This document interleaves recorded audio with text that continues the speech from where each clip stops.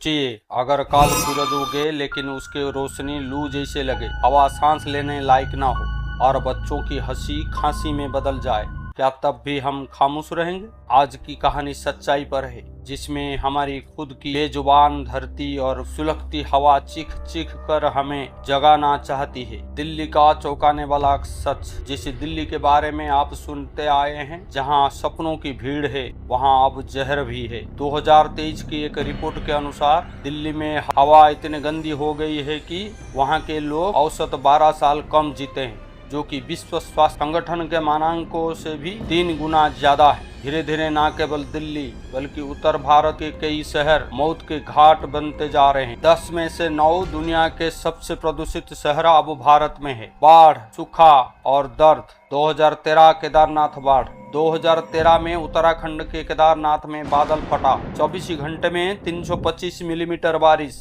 और ग्लेशियर में पानी का सैलाब आ गया। हजारों लोग बह गए, लाखों बेसहारा हो गए। विज्ञानों की माने तो जलवायु परिवर्तन ने ऐसे भयानक हादसों की संभावना 3 गुना बढ़ा देती है। बिहार, असम और बंगला में हर साल बाढ़ का कहर बढ़ता जा रहा है। करोड़ों लोग घर गंवा बैठते हैं। वजह वही ग्लोबल वार्मिंग, ग्लेशियर पिघलना और इंसान की लापरवाही।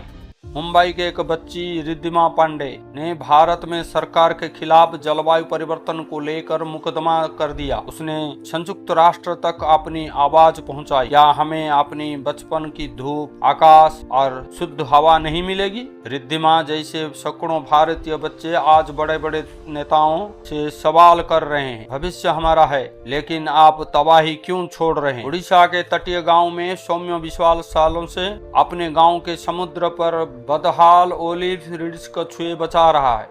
प्लास्टिक उठाता है, आम की पेड़ लगा रहा है, बच्चों को सतर्क करता है। उसकी वजह से गांव वालों को समझ में आया कि पेड़ बचाना, समुद्र साफ रखना और जानवरों को सुरक्षित रखना भविष्य की नींव है। आज भारत के हर एक नागरिक को WHO के मुताबिक सुरक्षित हवा नहीं मिल रही है, और अगर वही मिल पाए तो हर भारतीय औसत 3.5 साल ज्यादा जी सकता है। केवल एनसीआर के बात करें तो क्लीन एयर से दिल्ली वासियों के उम्र 8 से 12 साल बढ़ सकती है। बाढ़, सूखा, गर्मी, हर साल करोड़ों लोग घर, फसल और जान गंवाते हैं। क्या मोबाइल में लाइक लेना जरूरी है या बच्चों का भविष्य? एक दिन एक माँ ने अपने बेटे से पूछा, अगर तुम्हारे लिए हर दिन शुद्ध सांस खरीदनी पड़ी तो तुम्हारा सबसे बड़ा खर्च क्या होगा, मोबाइल या मास्क? लड़का चुप रह गया क्योंकि फर्क समझ आया।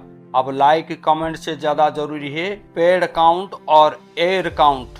अब नहीं जागे तो देर हो जाएगी। आज बच्चों से बुजुर्ग हर किसी को एक साथ उठना होगा। जन्मदिन पर एक पेड़ लगाएं, बिजली पानी बचाएं, प्लास्टिक से तौबा करें, मोहल्ला या स्कूल में साफ सफाई रखें। सौम्य, रिद्धिमा, करोड़ों बच्चों के पास ताकत है, बड़ों को सिर्फ साथ देना है। अगर हम अब भी नहीं जागे तो कल बच्चे हमसे पूछेंगे, आपने हमें क्यों जली हुई धुएं से भरी जिंदगी सौंपी? तो आओ धरती के आहट को समझो और भविष्य को बचाओ, क्योंकि ये लड़ाई सिर्फ पर्यावरण की नहीं, जिंदगी की है। तो ये थी आज की सोच हैं और एक नया सोच के साथ। जय हिंद।